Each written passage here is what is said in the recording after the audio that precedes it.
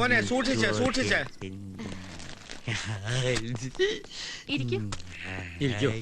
Hello hello നേരത്തെ എത്തിയോണ്ട് ബുദ്ധിമുട്ടായില്ല അല്ലേ? എന്ത് ബുദ്ധിമുട്ട്?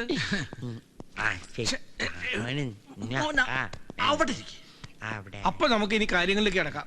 അതിനെന്താ, മോളുടെ കോഴ്സ് മാർച്ച് കഴിയും. MBA അല്ലേ പഠിക്കണേ? അതെ. ഈ പെണ്ണ് കാണൽ ചടങ്ങ് ഓക്കെ ആണെങ്കിൽ പിന്നെ എല്ലാം പഠിപ്പ് കഴിഞ്ഞിട്ട് എന്താ. It's all right. വേറെ ജ്യൂസ് എടുക്കാം. മോൻ അകത്ത് പോയി ചെല്ല് ചെല്ല്.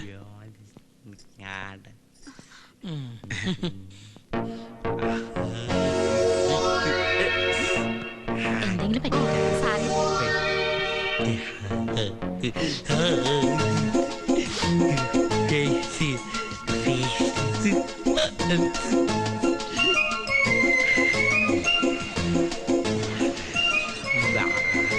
അയ്യോ ആരാ?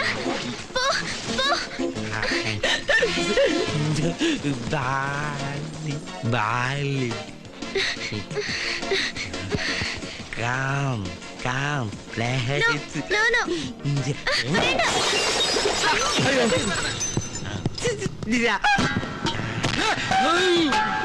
Darling.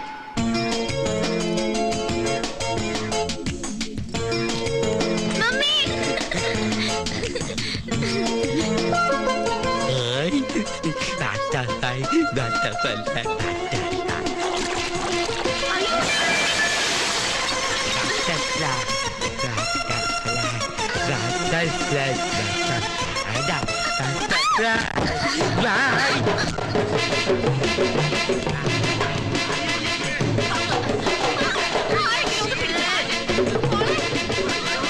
എന്റെ ബ്രഹ്മാട്ടിനെ ചക്കൻ കാണിക്കണേ.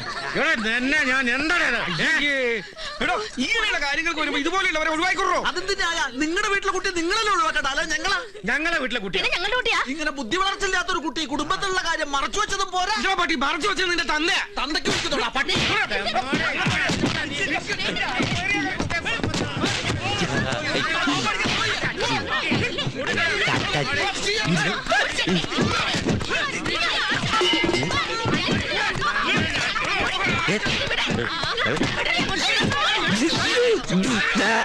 അവന്റെ മേലെ ഒരു കണ്ണു വേണമെന്ന് ഞാൻ പറഞ്ഞു. എന്റെ കണ്ണും തെറ്റി. അപ്പോഴേക്ക് ഇറങ്ങി പോകുന്നു ഞാൻ കരുതിയാ. ആകാശു ആകാശു ആകാശത്തിലേക്ക് നോക്കി വിളിക്കാതെ ഭൂമിയിലേക്ക് നോക്കി. നീ എന്തിനാ എന്റെ പുറകെ തന്നെ കെട്ടിയെടുക്കുന്നത്? നിനക്ക് വേറെ വഴിക്ക് നോക്കി. എടാ അവൻ ഒരാളല്ലേ ഉള്ളൂ. നമ്മൾ രണ്ട് വഴിക്ക് പോയിട്ട് എന്താ കാര്യം? അവൻ ഒരു സ്ഥലത്ത് നമുക്ക് കാണാൻ പറ്റൂ. ആകാശു ആകാശു ഒന്ന് ഏറ്റുവിളിക്കാൻ നമ്മളെന്താ ശബരിമലക്ക് പോയാ? ആകാശു ആകാശോ ആകാശു ആകാശോ എന്ത് ഈ വീട്ടിലെന്താ ഒരു ബഹളം? ഈശ്വര വന്നേ, ഒന്ന് നിർത്തണേ. സോഡാ ഗ്ലാസ് വെച്ചിട്ട് ഒരു കുട്ടി ഇങ്ങോട്ട് വന്നിരുന്നു. കുട്ടിയാ?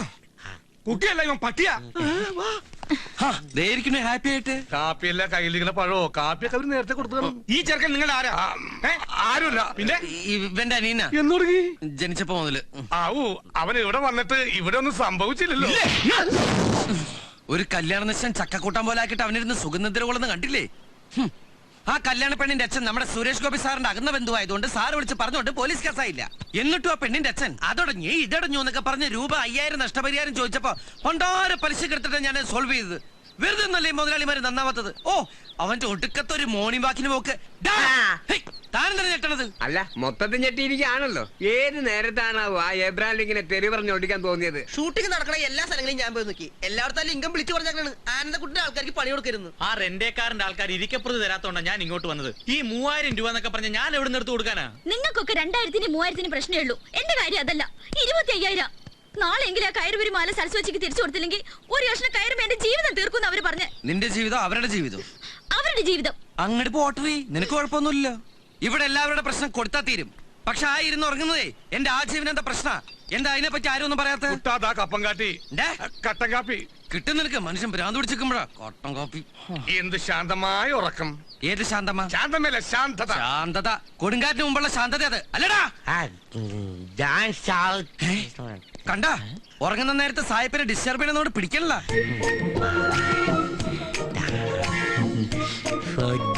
ഒറ്റക്കുത്തിരി കൊല്ലി ഞാൻ. നീ എന്തിനാ അതിനോട് ഇങ്ങനെ ദേഷ്യപ്പെടുന്നത്? അതിന്റെ കഷ്ടപ്പാട് നമ്മൾ മനസ്സിലാക്കണ്ടേ?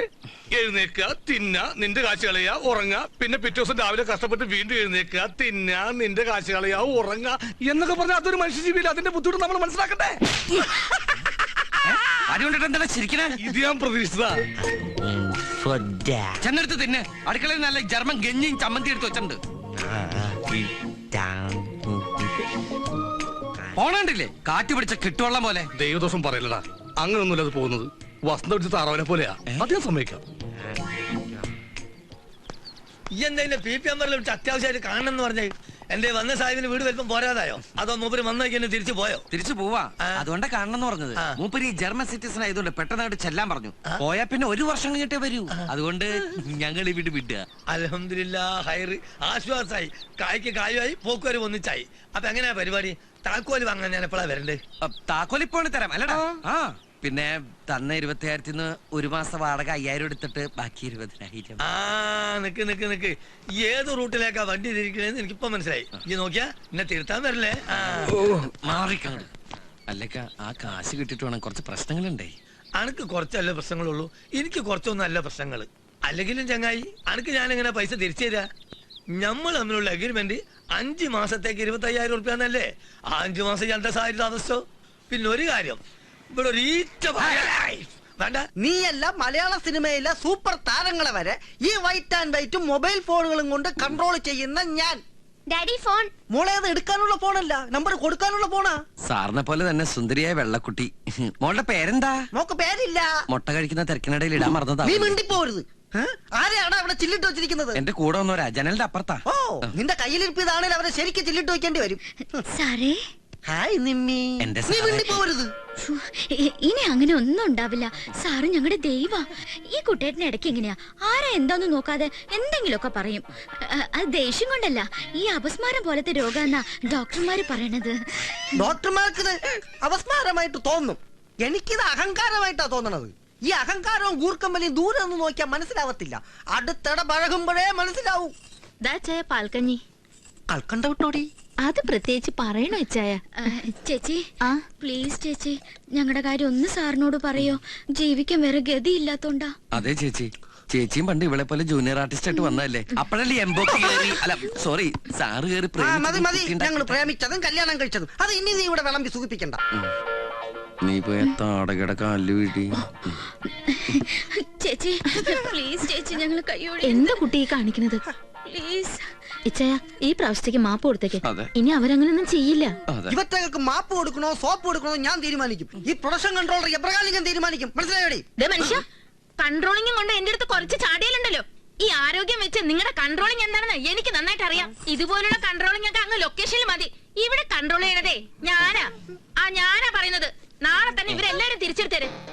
അത് ഞാൻ നിന്റെ അടുത്ത് അങ്ങോട്ട് പറയാൻ വരെയായിരുന്നു. മതി ചെലച്ചത്. നിങ്ങൾ എല്ലാവരും നേരെ ലൊക്കേഷനിലേക്ക് ചെല്ല്. ജോലിയും കൂലിയും ഒക്കെ അവിടെ കാണും. താങ്ക് യു ചേച്ചി. ചേച്ചിയാണ് മലയാള സിനിമയുടെ ഐശ്വര്യത്തിന്റെ ചേച്ചി. എവിടെ ചേച്ചി ലൊക്കേഷൻ? ലൊക്കേഷൻ പറഞ്ഞു കൊടുക്കും മനുഷ്യ. പൊട്ടിത്തെറി. പൊട്ടിത്തെറിയാ? അതെ, മാർക്കറ്റിലെ പൊട്ടിത്തെറി. Final rehearsal and take. Baburaj, gypsy correct ആയിട്ട് ഓടിച്ച് പമ്പിനുള്ളിലേക്ക് വരണം.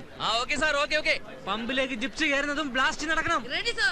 ബ്ലാസ്റ്റിനോടൊപ്പം ക്രൗഡ് ചിതറി ഓടണം. ആക്ഷന് തന്നെ crane up. Okay, get ready. Akash മോൻ ഇവിടെ തന്നെ ഇരിക്കണം കേട്ടോ. ചേച്ചി ഈ ഷോട്ട് കഴിഞ്ഞ് ഇപ്പൊ വരാം. മോൻ ഒരു പ്രശ്നം ഉണ്ടാക്കരുതേ.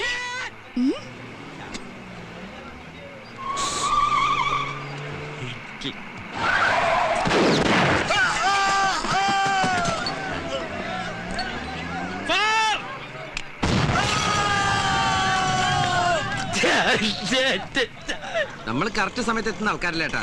ശരി, ഞാൻ തിരിച്ചു വിളിക്കാം. 7 മണി കോൾ ഷീറ്റിന് ഇപ്പോഴാണോ കയറി വരുന്നത്? അത് സാറേ, ഇവനെ ആശുപത്രിയിൽ നിന്ന് ഡിസ്ചാർജ് പൊട്ടിക്കുന്നത് ഇവിടെയല്ലേ? അതിനു മുൻപ് ഇതാരും എന്റെ തലയിലിട്ട് പൊട്ടിച്ചത്. അതൊരു വലിയ കഥയാണ്. അതെഴുതാ നീ ആര്? MTO ലോഹിദാസോ?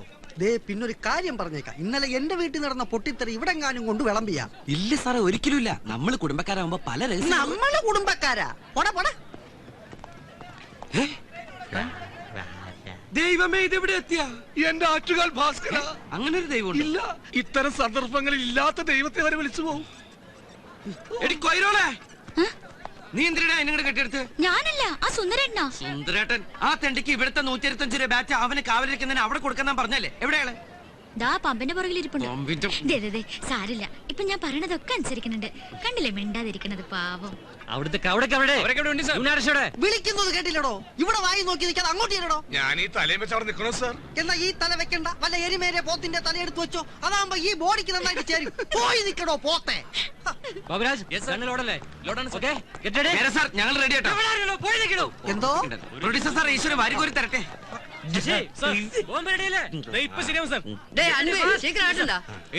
என்ன சேச்சனா எல்லாம் ரெடி இல்ல? எல்லாம் ரெடியா? 3 സ്ഥലത്തും പെട്രോൾ പമ്പ് வெச்சிருக்கு. 2 கேமரா. ஆமா எல்லாம் கரெக்ட்டா வெச்சிருக்கு. சுவிட்ச் போட்டா போதும், வெடிச்சிடும் சார். டேய் என்னடா பண்ண போற? ஐயோ!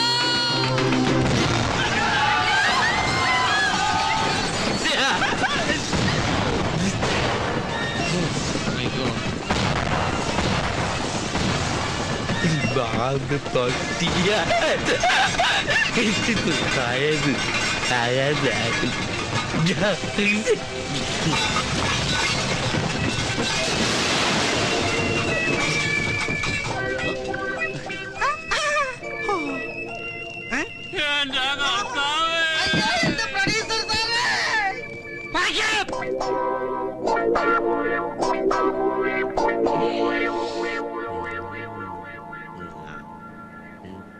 കഴുത്ത് വരെ പെരുമ്പാമ്പ് വിഴുങ്ങി അവന്റെ തലയില് ഹാന ചവിട്ടിന്ന് പറഞ്ഞ പോലെ. നീ നിന്റെ തലയാണ് ഉദ്ദേശിച്ചത്. ചിരിക്ക്, അങ്ങനെ നന്നായിട്ട് ചിരിക്ക്. നിന്റെ ഒടുക്കത്തെ ചിരി കാണുമ്പോ എന്റെ പുന്നാരനിയ ഈ ചേട്ടന് കുളിര് പോരുക. മോനെ ആകാശ, നിന്റെ ഈ ചിരി ഞങ്ങൾക്കൊരു ആവേശമോ?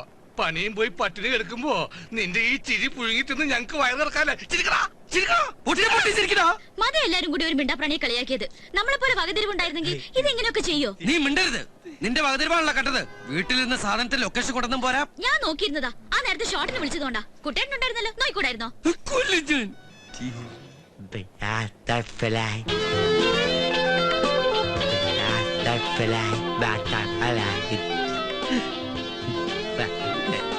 ബട്ടർഫ്ലൈ എന്നാ കൂടെ പറഞ്ഞിട്ട് പൊക്കോ. മര്യാദയ്ക്ക് ചുരുട്ടിക്കുട്ടി ചവിട്ടി പുറത്തെറിഞ്ഞ ഒന്ന് നിർത്തണുണ്ടോ? കുറെ നേരായി. കരിപുരണ്ട ജീവിതങ്ങളൊക്കെ ഇങ്ങോട്ട് ഇറങ്ങും.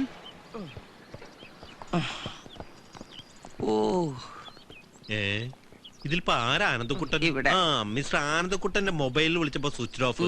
കാണേണ്ട ഇമ്പോർട്ടന്റ് കാര്യങ്ങളുണ്ട്. ഞാൻ നേരിട്ട് ഇങ്ങോട്ട് വന്നു. ഫോണിന്റെ ബാറ്ററി കരിഞ്ഞു പോയി. പിന്നെ അതുപോലത്തെ വേറെ അനിയന്മാരെ ഏതെങ്കിലും രാജ്യത്ത് പ്രസവിച്ചിട്ടുണ്ടോ എന്റെ അമ്മ? മനസ്സിലായില്ല. മനസ്സിലായില്ല? ഞങ്ങൾ ഈ കോലത്തിൽ പുകഞ്ഞിട്ട് സാറൊന്നും മനസ്സിലായില്ല. ഇതൊന്നും മേക്കപ്പ് അല്ല സാറേ, ഒറിജിനലാ. സാറ് കൊണ്ടുവന്ന ഈ പൊന്നാരനിയൻ ക്ലൈമാക്സ് പൊട്ടിക്കേണ്ട ബോംബ് ഇന്റർവെല് പൊട്ടിച്ചു. പിന്നെ പേടിപ്പിക്കില്ലടോ. അതോടെ ഞങ്ങളുടെ ലൈഫിന്റെ ക്ലൈമാക്സ് തീർന്നു.